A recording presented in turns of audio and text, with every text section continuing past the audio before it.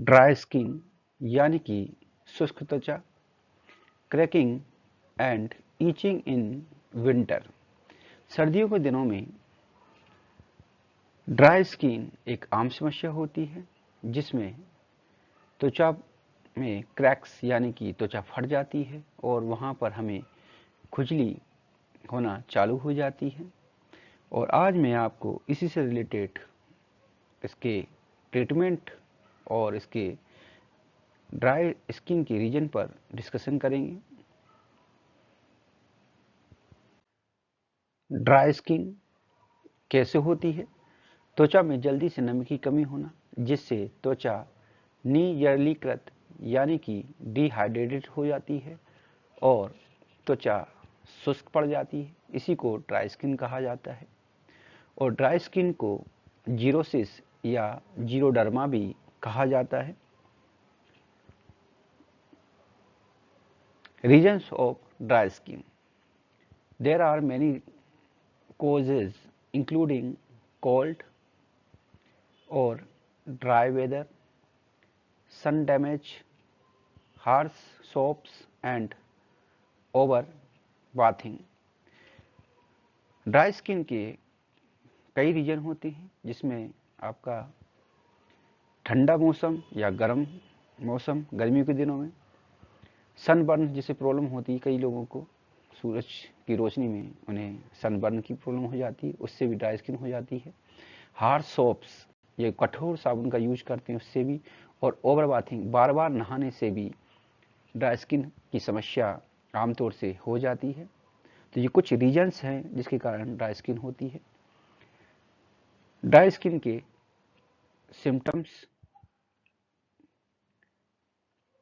Dry skin होने पर skin में खुजली होती है, रफ और टाइट स्किन यानी कि खुरदरी या तंग त्वचा, हमें थोड़ा सा खिंचाव महसूस होता है उस जगह पर। फ्लैकी और स्कैली, परतदारपन यानी कि वहाँ पर कुछ पपड़ी टाइप की बन जाती है। फाइन लाइंस और क्रैक्स, आमतौर से पैरों पर पतली पतली सी लाइनें बन जाती हैं या वहाँ पर त्वचा फट जाती है जिनसे लाइनें बन जाती हैं। और सीवियर केस के अंदर डीप क्रैक्स डेट में ब्लीड, कई बार उन लाइनों से यानी कि फटी हुई त्वचा से ब्लड भी निकलना चालू हो जाता है। ये कुछ सामान्य सिम्टम्स होते हैं।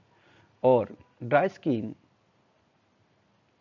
में कलर भी चेंज हो जाता है, वहाँ पर थोड़ा सा वाइटिश नज़र आता है, हमें रूखापन से कहते हैं। ये कुछ सिम्टम्स हैं ड्राई स्किन के जो आमतौर से हमें दिखाई देते हैं।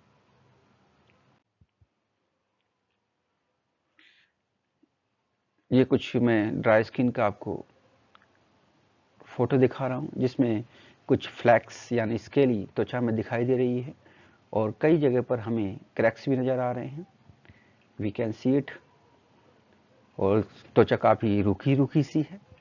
तो कुछ मैं आपको डायग्राम से समझाने की कोशिश कर रहा हूँ। यहाँ पर नेक्स्ट डायग्राम है, यहाँ पर कुछ क्रैक्स हमें नज़र आ रहे हैं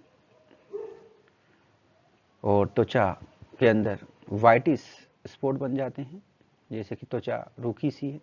और कुछ फ्लैक्स भी हमें छोटी छोटी फ्लैक्स दिखाई दे रहे हैं।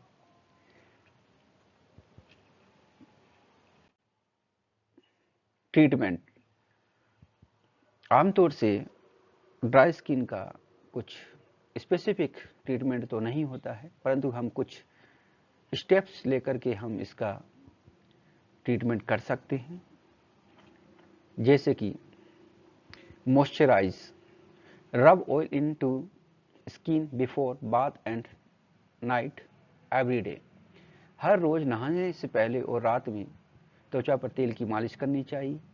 ऑयल आपका एडिबल होना चाहिए, यानी कि आप चाहो तो सरसों का तेल भी यूज कर सकते हैं, तिल का तेल, सीसम ऑयल या ग्राउंडनट ऑयल, जो भी आपको अच्छा लगे वो ऑयल आप मालिश के लिए यूज कर सकते हैं ताकि त्वचा का जो रूखापन है यानी कि उसका जो डिहाइड्रेशन हो चुका है उसे रोकने के लिए हम मॉइस्चराइज के लिए मालिश कर सकते हैं, या नहाने के बाद सुगंध मुक्त मॉइस्चराइज़र का उपयोग भी कर सकते हैं। मार्केट में बहुत सारे मॉइस्चराइज़र हमें मिल जाते हैं, परंतु हमें सेंट फ्री, जिसमें सुगंध ना हो, ऐसे मॉइस्चराइज़र का यूज करना है। नहाने के बाद ध्यान रखना है मॉइस्चराइज़र क्रीम का यूज करना है, क्योंकि मॉइस्चराइज़र क्रीम लोशन से बेटर होती है, क्योंकि क्रीम ऑयल बेस्ड होते हैं और वो मॉइस्चर को स्किन में रोके रखने का अच्छी तरह से काम करते हैं। तो हमें मॉइस्चराइज़र क्रीम का उपयोग ज़्यादा करना है compare to lotion. Don't use harsh soaps and detergent. कठोर साबुन और डिटर्जेंट का यूज नहीं करना चाहिए, क्योंकि अनेक soaps and detergent and shampoo जो कि ऑयल को रिमूव करने के लिए बने होते हैं, परंतु वह ऑयल के साथ में त्वचा में मौजूद नमी का भी हटा देते हैं, जिसके कारण त्वचा डिहाइड्रेटेड हो जाती है और ड्राई स्किन की प्रॉब्लम आमतौर से देखने को मिलती है। इसलिए फर्स्ट ग्रेड सोप्स, यानी कि जिनकी टोटल फैटी मैटर, जिसे TFM कहा जाता है, ऐसे साबुन का यूज करना चाहिए जिनकी TFM वैल्यू 76 होती है, जैसे कि डिएक्सन गैनोजी सोप। तो फर्स्ट ग्रेड साबुन का यूज करना चाहिए। नेक्स्ट, अप्लाई वैसलीन और petroleum jelly to cracked skin. फटी हुई त्वचा पर वैसलीन या पेट्रोलियम जेली का उपयोग करना चाहिए, जिससे फटी हुई त्वचा जल्दी से हील हो, यानी कि उसके घाव जल्दी से भरें। तो हमें वैसलीन और पेट्रोलियम जेली का यूज फटी हुई त्वचा पर करना चाहिए। पॉइंट थर्ड, यदि खुजली की समस्या ज़्यादा हो तो हमें इन तीनों टैबलेट में से कोई भी एक टैबलेट यूज कर सकते हैं। टैबलेट हाइड्रोक्सीजिन 25 mg जो मार्केट में एविल के नाम से आती है, उसे नाइट में एक बार लेना है, या टैबलेट लीवोसेट्रिजिन 5 mg जिसे नाइट में हम एक बार ले सकते हैं, और टैबलेट क्लोरफेनिरामिन 4 mg जो कि CPM के नाम से मार्केट में आती है, इसे दिन में 2 या 3 बार हम ले सकते हैं। तो ये तीनों ही मेडिसिन एक OTC प्रोडक्ट होती है, यानी कि इन्हें खरीदने के लिए मेडिकल शॉप से डॉक्टर के प्रिस्क्रिप्शन की आवश्यकता नहीं होती है, तो हम डायरेक्ट इसे मेडिकल शॉप से इन्हें खरीद सकते हैं। Next point, full cover skin by clothes to protect from worst weather like cold, hot and direct sunlight. Skin को वर्स्ट जो वेदर होते हैं, कोल्ड है या हॉट है या डायरेक्ट सनलाइट है, तो स्किन को फुली कवर करना चाहिए कपड़े से, ताकि हम जो ड्राई स्किन की जो प्रॉब्लम है उससे बच सकें। नेक्स्ट, स्किन केयर रूटीन बनाएं, यानी कि अपनी त्वचा की देखभाल के लिए डर्मेटोलॉजिस्ट के साथ में रूटीनली कंसल्ट करते रहें।